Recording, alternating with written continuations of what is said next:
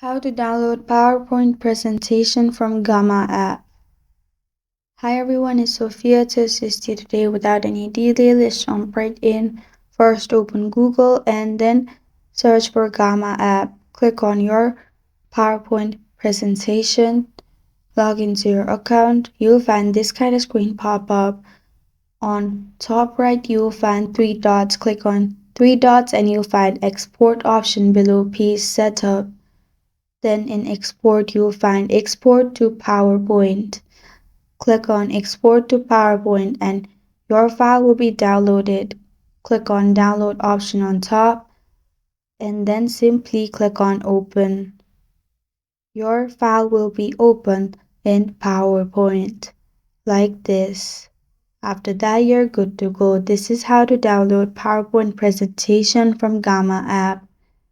Thank you for joining me today. If this video helps you out, please leave a like and subscribe for more. Got a question or want to suggest a topic? Comment below. I'm Sophia signing off until next time.